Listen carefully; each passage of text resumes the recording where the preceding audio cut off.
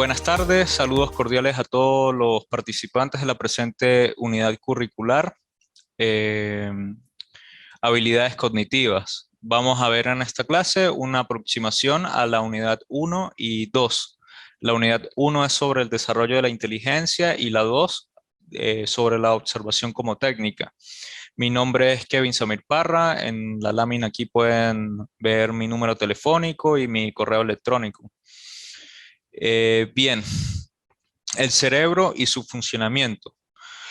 Como uno de los antecedentes de los estudios, digamos, biológicos y orgánicos sobre el sistema nervioso central, se encuentran los aportes de Alcmeón de Crotona, un griego que más o menos del siglo IV, V antes de Cristo, que empieza a diseccionar cadáveres y a estudiar el comportamiento observable de las personas cuando están vivas y también cuando fallecen. Empieza a hacer una serie de biopsias y a estudiar más o menos qué es lo que, por qué nosotros somos como somos, por qué de repente somos sensibles a determinados estímulos y por qué no. Almeón en sus estudios de campo pudo hallar que la visión se encontraba en el lóbulo occipital del cerebro y que sus hipótesis concordaban con que la mayoría de las funciones superiores mentales se encontraban en el cerebro o que procedía de este órgano. De hecho, él rastreó el nervio óptico desde el ojo hasta el lóbulo occipital. Bueno, bien, seguidamente en el Renacimiento se siguen haciendo este tipo de estudios, como por lo menos tenemos los de Da Vinci, y posterior a la modernidad ya empieza un estudio sistemático, coherente y organizado sobre las localidades y la sistematización de los contenidos y cómo pueden estudiarse es el, y cómo puede estudiarse empíricamente el cerebro. Por lo menos tenemos los aportes de Brodmann, que todas las áreas de Brodmann se encuentran en el cerebro y cada área corresponde a una función básica de este órgano fundamental. Bien, ¿qué es el cerebro? Es la parte del encéfalo, es la parte más grande del encéfalo que compone el sistema nervioso central. Es el órgano principal que junto con la médula espinal la componen.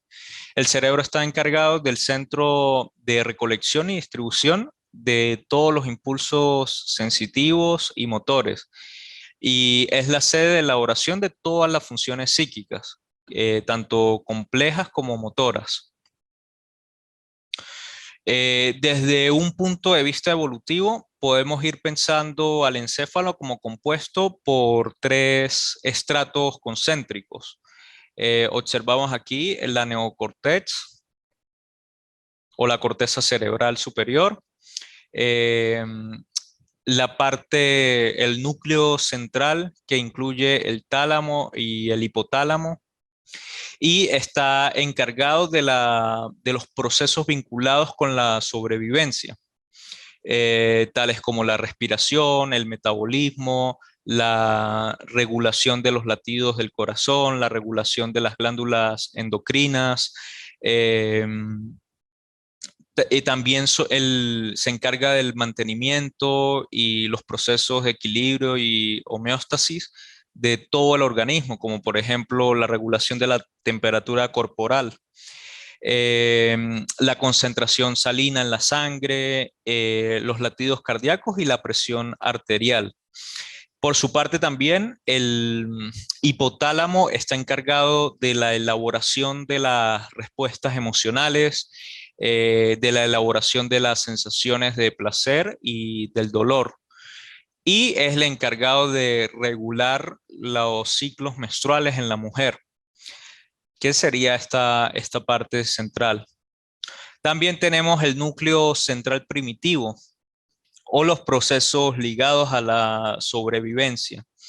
Esta parte se encuentra, es la estructura situada a lo largo del margen más interno de los hemisferios cerebrales, que se dividen en dos, el izquierdo y el derecho. El hemisferio izquierdo controla la parte derecha del cuerpo y está encargado de procesos mentales superiores, como relacionados a la lógica, a la abstracción, mientras que el hemisferio derecho controla la parte izquierda del cuerpo y está encargado sobre actividades que tienen que ver con la organización espaciotemporal. Eh, en este núcleo central primitivo, o también llamado paleoencéfalo, es lo que hoy se conoce, hoy se encuentra lo que hoy se conoce como el sistema límbico, que es el responsable de las actividades secuenciales, como la alimentación, el ataque, la fuga, el acoplamiento, que tienen lugar en secuencias temporales más o menos amplias. Y también tenemos el cerebelo, que está encargado de todos los procesos del equilibrio, de las habilidades motoras gruesas, de los movimientos voluntarios. El cerebelo se encuentra en todos los vertebrados, pero en un mayor o menor grado de desarrollo, de evolución, por lo menos en los peces, en los pájaros y en los reptiles se encuentran menos desarrollado, pero alcanza su máximo desarrollo en los primates y en el ser humano. Actividades como jugar fútbol, basquetbol, bailar o tocar un violín dependen del cerebelo. También tenemos la médula espinal, que envía impulsos ascendentes desde los nervios periféricos hacia el cerebro y también el cerebro envía impulsos descendentes hacia la médula espinal y los nervios periféricos. Se encarga también la médula espinal de transmitir impulso a los músculos, a los vasos sanguíneos, a las glándulas a través de los nervios que de ellas salen. Bien, como vimos, la neocortex, que es toda esta parte, que es la que se divide en los hemisferios, está encargada de todas las funciones mentales superiores, como el pensamiento, el lenguaje, el razonamiento, el discernimiento, la personalidad, la elección, los comportamientos estereotipados que son dirigidos a voluntad, y el constructo, digamos, de la personalidad. Un daño en un lóbulo frontal o temporal, que es como se divide cada hemisferio, puede ocasionar cambios permanentes en la conducta, como por ejemplo una demencia frontotemporal o una demencia senil, que hay una atrofia cortical a nivel de estos lóbulos. Ya hay un cambio sistemático de todas aquellas conductas que la persona antes realizaba y que a partir de esa atrofia ya no puede. Entonces empieza un proceso de involución. Cada hemisferio se divide en lóbulos. Tenemos el lóbulo frontal izquierdo. Aquí lo vemos en un corte sagital. Sería la parte azul. Se desarrolla de manera gradual durante el primer año y permite funciones de orden superior, tales como el discurso, el razonamiento, el constructo de la personalidad. También tenemos el lóbulo temporal. Cada lóbulo está dividido por cisuras. La cisura de Silvio, de Rolando. Aquí tenemos el cerebelo, el lóbulo occipital y el parietal. El temporal ayuda a la audición y el lenguaje, regula el olfato y los procesos de memoria y también las emociones. El lóbulo parietal recibe las sensaciones tácticas y la información espacial que facilita la coordinación ojo-mano.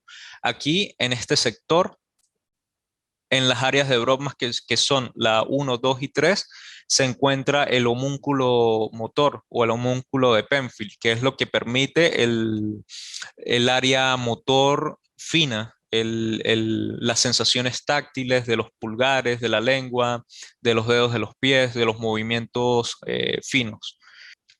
Bienvenidos a todos los que se vayan conectando. Tenemos entonces el homúnculo de Penfield que se sitúa en esta porción o en esta sección del cerebro y que coordinan los movimientos motores finos. Por último, tenemos el lóbulo occipital, que se encuentra en la parte posterior de la cabeza y procesa la información visual a través del el nervio óptico. Y el cerebelo, que ya lo vimos. Ámbitos de la inteligencia.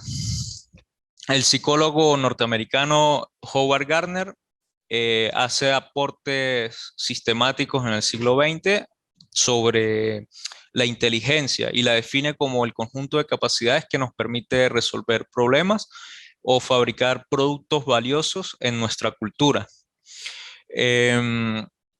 Tenemos entonces que Gardner desarrolla una serie de tipos de inteligencia, porque generalmente, o de manera clásica, por llamarlo así, se suele pensar que la inteligencia solamente está relacionada o vinculada a la memorización, al hecho de aprobar exámenes con la mayor nota, que implica sobre todo son procesos de memoria, más no otros tipos de inteligencia y otros tipos de concepción de aprendizaje.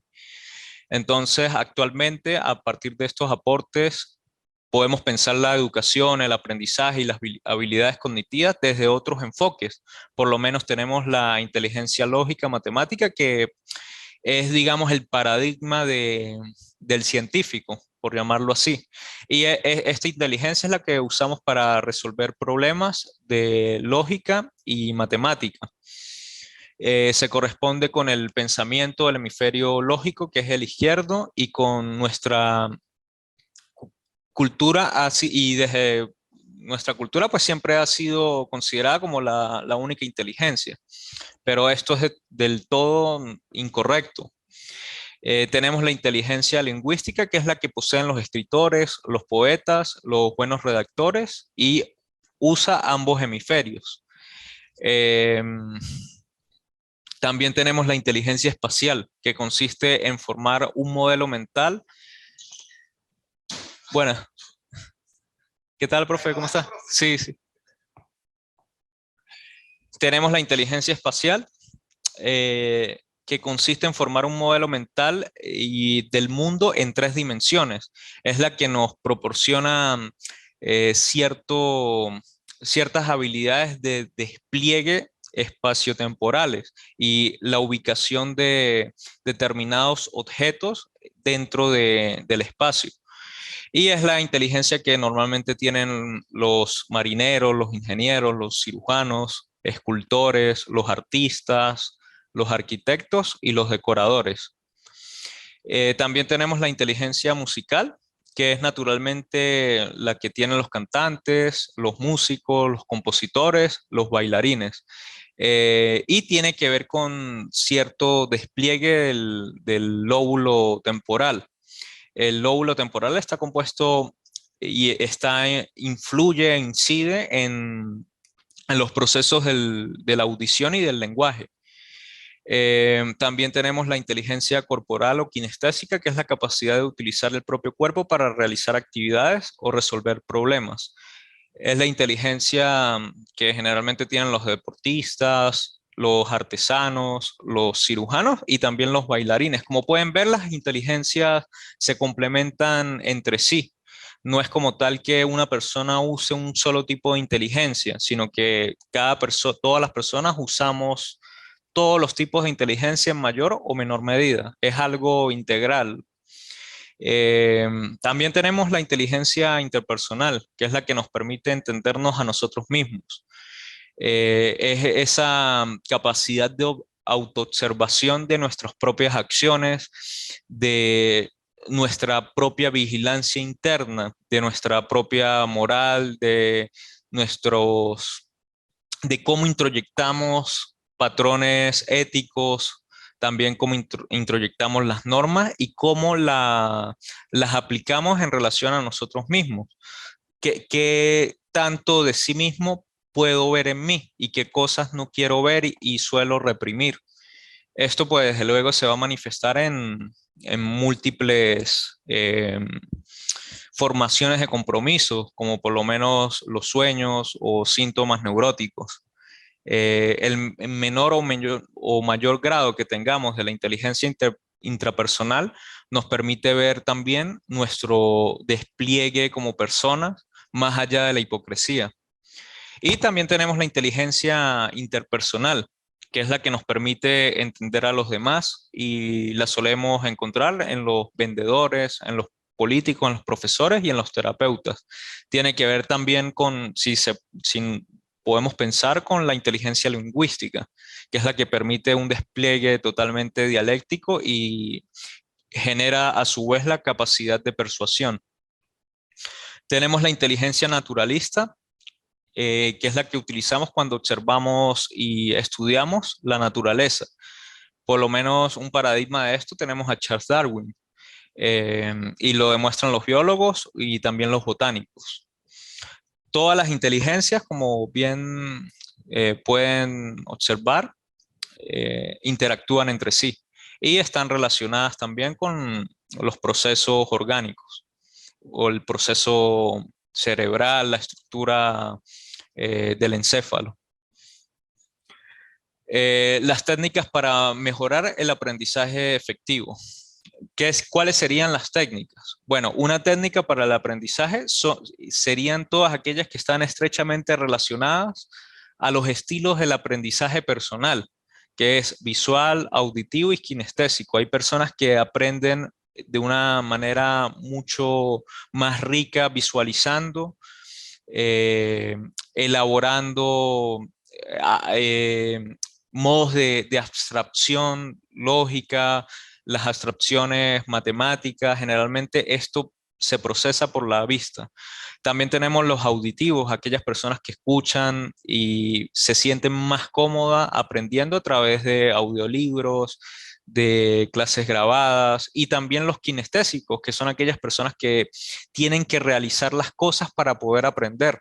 No hay como tal un estilo personal de aprendizaje que sea universal, sino que se desarrollan en función de de las determinaciones singulares de cada persona, como puede ser la crianza y cómo también ha sido habitado por el lenguaje, es decir, por el constructo eh, familiar, el constructo cultural y también los modos de adecuarse en función de su ambiente. Es decir, depende mucho de la historia personal de cada sujeto. Bueno, entonces las técnicas son las actividades que se realizan de manera constante y de manera práctica para generar un aprendizaje. Hay muchos conceptos de lo que es el aprendizaje en función de diversas teorías. Ahorita vamos a ver algunos. Entonces tenemos como técnicas la motivación. La motivación es vital para poder generar aprendizajes significativos, para poder generar un aprendizaje que tenga que ver con la propia experiencia. Y tiene que ver un poco con qué es aquello que yo quiero o deseo aprender. Y incluye, por supuesto, los tres estilos de aprendizaje personal, cada uno de ellos. Cada una de las técnicas. Tenemos por lo menos la atención y la concentración, las estrategias de recolección y selección de información, como el subrayado, eh, establecer premisas mayores, premisas menores, extraer conclusiones. También tenemos los esquemas, los mapas conceptuales y mentales, los cuadros comparativos y explicativos, que promueven en el estudiante la síntesis y el análisis y el resumen de los contenidos que el estudiante desea aprender. También tenemos el repaso, que es algo constante a través de la lectura, a través de hallar las ideas principales de algún texto. eh, y también tenemos la transferencia de conocimientos, que va a depender en función del sistema educativo, va a depender también del enfoque teórico que tenga el docente y cómo a través de las tecnologías se pueden transferir conocimientos a manera de, ya no tan clásico, incluso a través de memes, a través de chistes, a través de videos, de usos de plataformas como esta, pueden compartirse diversos conocimientos y la experiencia de otras personas.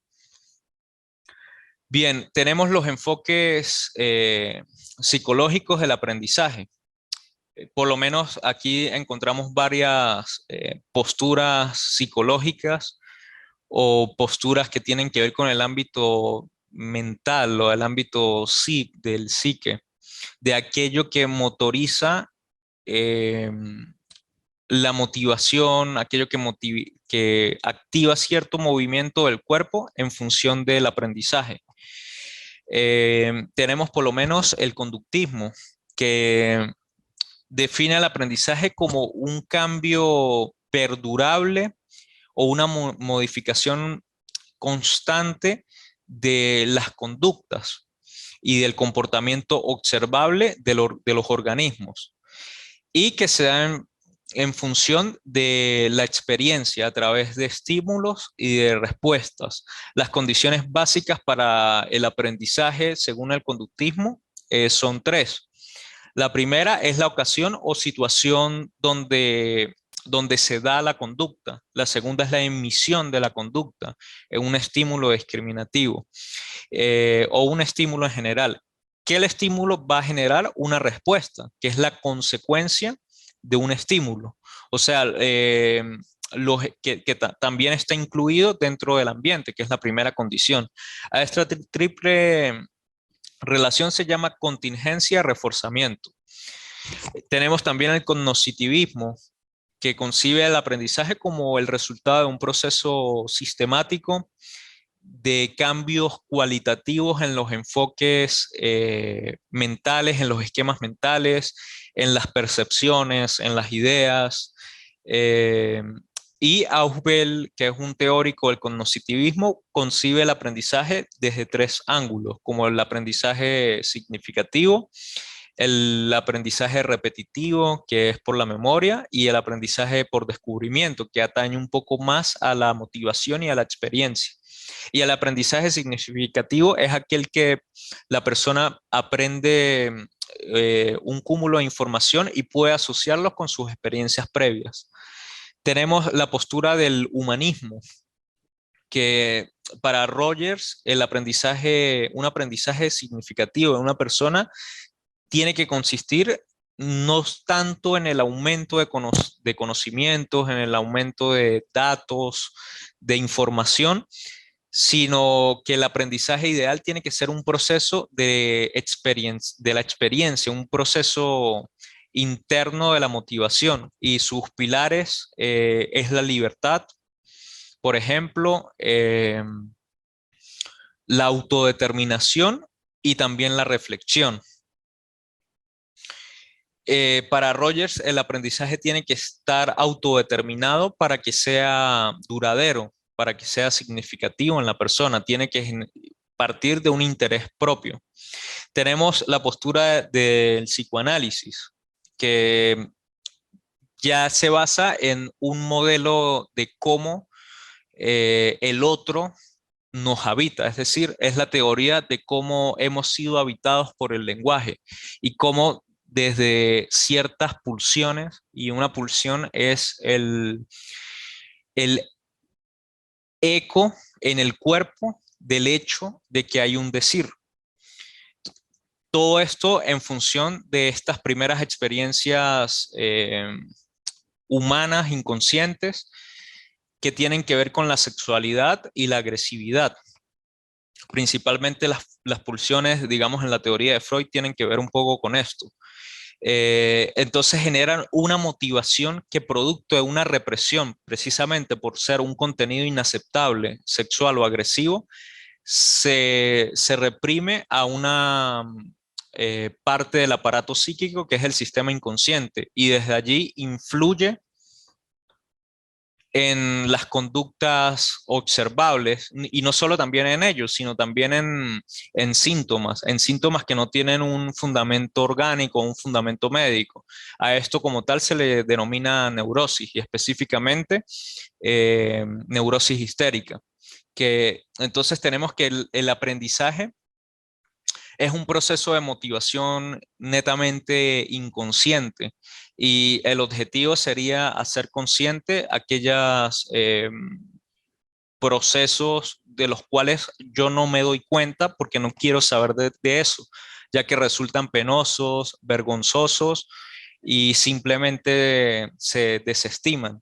Entonces, esto puede dar una formación de compromiso que va a determinar una posición subjetiva del sujeto frente al discurso y frente también a una realidad externa o una realidad material.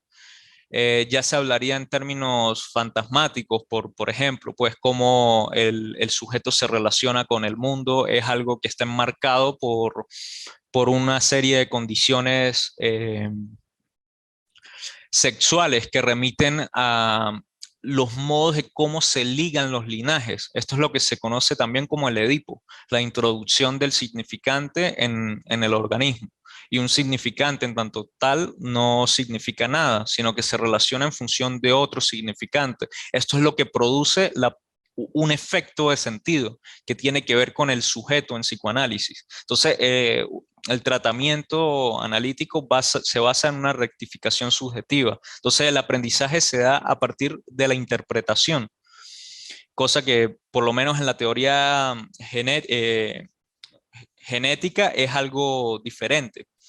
Por lo menos la perspectiva genética concibe el aprendizaje desde una teoría del desarrollo psicobiológico de las estructuras corporales y cómo desde allí se habilitan un esquema a priorístico que en función y por influjo del entorno pueden generar aprendizajes teóricos, aprendizajes significativos que van a determinar, digamos, las cualidades cognitivas de la persona. Por lo menos Piaget tiene una frase que dice, todo lo que enseñamos directamente a un niño, estamos evitando que él mismo lo descubra y que por lo tanto lo comprenda verdaderamente. Entonces es muy parecido al conductismo. Está el ambiente y está también un, el, el, el docente o el especialista, el padre o el cuidador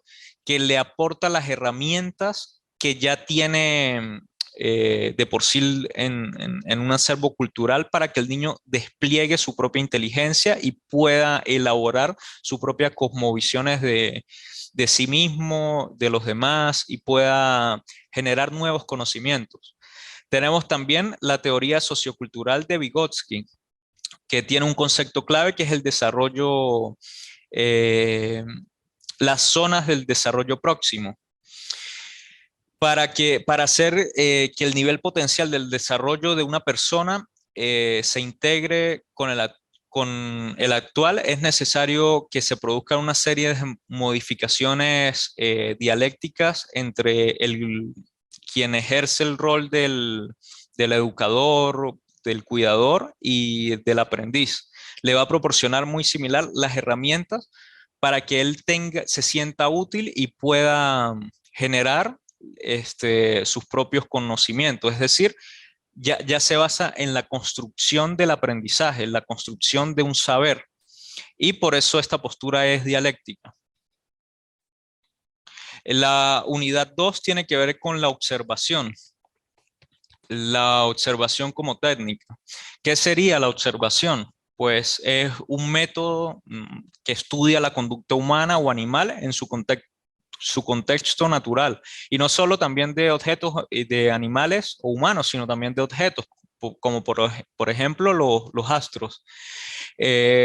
Los objetivos de este método, que es la observación, es eh, poder calificar, cualificar ciertas nociones que no son cuantificables, tales como las actitudes, las reacciones, el lenguaje corporal, los pensamientos verbalizados y también las conductas, que si bien pueden ser cuantificables, es natural que lo primero que se observe es el comportamiento y la conducta de una persona. Aquí tenemos los tipos de observación y las características de la observación. La observación se caracteriza principalmente por ser cualitativa, por ser intencionada. El observador tiene ya de antemano un sistema teórico y un patrón de qué es aquello que va a observar, por lo tanto es selectiva y también es descriptiva. Y por último, tiene que ver con la hermenéutica, es decir, con la interpretación. El observador interpreta lo que ve de su entorno. La observación puede ser sistemática, no sistemática. Eh, la sistemática tiene que ver, está en función de una serie de patrones que están determinados. eh, ya hay un determinado momento del tiempo, de la acción, hay variables controladas, como por ejemplo un experimento, el experimento de Pavlov con los perros del conductismo, es algo eh, que se dio en función de una observación sistemática. También tenemos la observación no sistemática, que es aquella que inicialmente no tiene guía, en contraposición con la sistemática. Es decir, el observador no sabe lo que va a observar y no existe como tal un plan de observación. Ejemplo, la observación de un docente a sus estudiantes del aula. Pero de una observación que sea netamente empírica. En un primer encuentro, el docente observa cuál es el comportamiento de cada estudiante, cuál es el más tranquilo, cuál es el menos tranquilo, cuál es el que más, digamos, sautea, cuál no. Y esto ya empieza luego el docente a establecer un método de organización sistemática. Tenemos la observación directa, que consiste en observar el objeto de estudio dentro de una situación particular. Esto se hace sin intervenir ni alterar el ambiente en el que el objeto se desenvuelve. Por lo menos la observación del psicólogo en una entrevista psicológica a un cliente o en el ámbito laboral también. La observación indirecta se basa en los datos recolectados por investigadores y registrados en libros, documentos, grabaciones, videos, artículos, periódicos, fotos, entre otros. Un ejemplo de una observación indirecta puede ser eh, un fiscal. O sea, el fiscal ante una denuncia pública, ante una denuncia penal, observa de manera indirecta cuáles han sido los datos que han sido recolectados por el denunciante.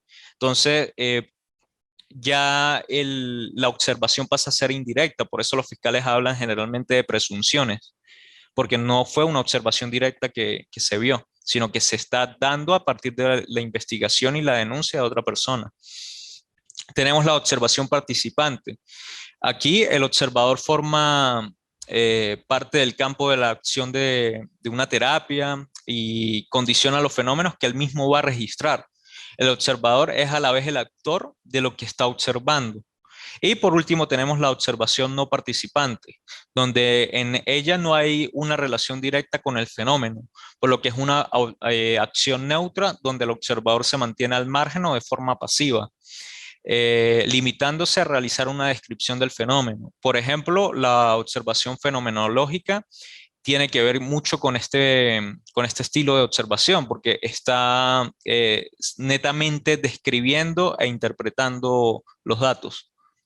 Bien, aquí tenemos mi nombre, mi teléfono celular, mi correo electrónico, la asignatura. Con respecto a las fechas de entregar, tengo la siguiente duda. Todavía no las he puesto porque tengo las dudas de cuándo termina el trimestre para poder empezar a colocar las fechas de entrega, pero a más tardar entre hoy o mañana, que cuadre ahorita con el coordinador del instituto voy a establecer la fecha, es lo único que falta. La unidad uno es el desarrollo de la inteligencia. Los contenidos fueron los que vimos ahorita, el cerebro y su funcionamiento, ámbitos de la inteligencia, las técnicas para mejorar el aprendizaje y los enfoques psicológicos. En la plataforma les voy a subir un material que está es muy bueno porque está muy sintetizado y de manera precisa los enfoques psicológicos. Y también varios libros que hablan sobre el cerebro, su funcionamiento y diversos materiales. La unidad 2 es la observación como técnica. Los contenidos son los tipos de la observación, la autoobservación, la observación directa e indirecta y los otros que vimos en la lámina. ¿Qué tienen que hacer aquí? Va a ser para la unidad 1 una infografía y para la unidad 2 de la observación un mapa conceptual. Bien. O sea, esto va a tener 12,5% y 12,5% para un total del 25%. Se exige creatividad, capacidad de síntesis, coherencia y organización de las ideas. ¿Cuál va a ser la estrategia? El participante deberá realizar una infografía en PowerPoint u otro programa digital de animación o presentación que desee, donde incluye una síntesis y una interrelación de los contenidos descritos y subidos a la plataforma de la presente unidad y apoyándose en la clase. Para la unidad 2, el participante deberá elaborar un mapa conceptual en el programa de PC que considere.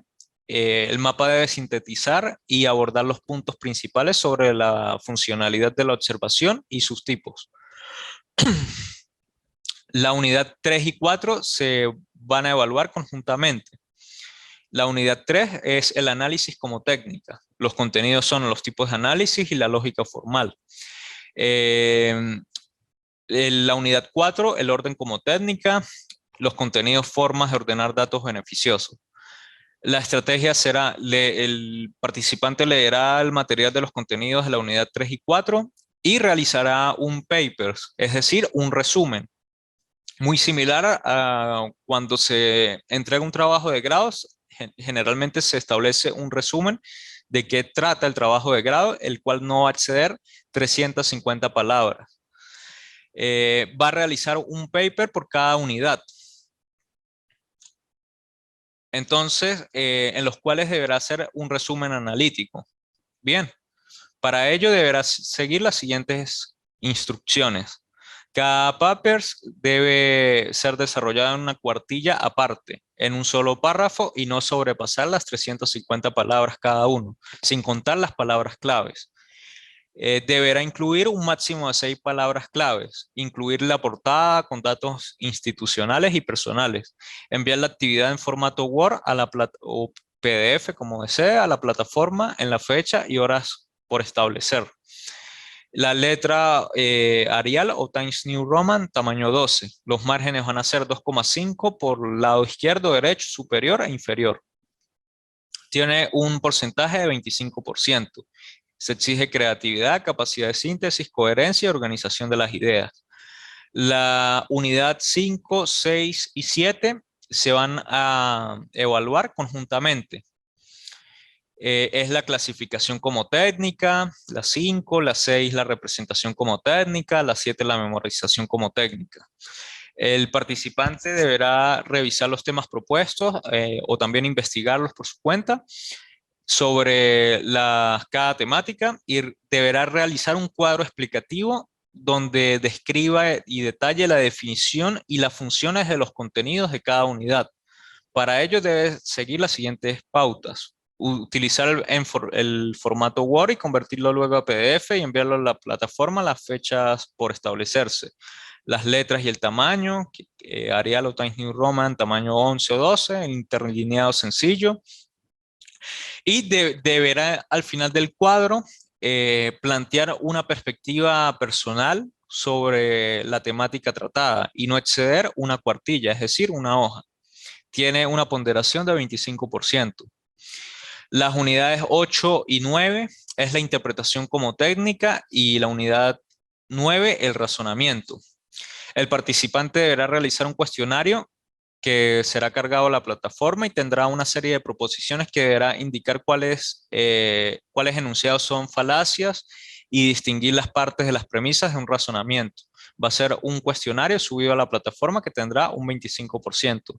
Aquí podemos observar las referencias digitales y bibliográficas. Perfecto, sí, entonces sería de una manera sencilla el plan de evaluación, la clase de hoy que quedará subida a la plataforma y nos vemos, estamos en contacto, ya tienen mi número de teléfono, mi correo y cualquier duda la pueden escribir por allí o directamente a la plataforma. Espero que tengan un feliz día y muchas gracias.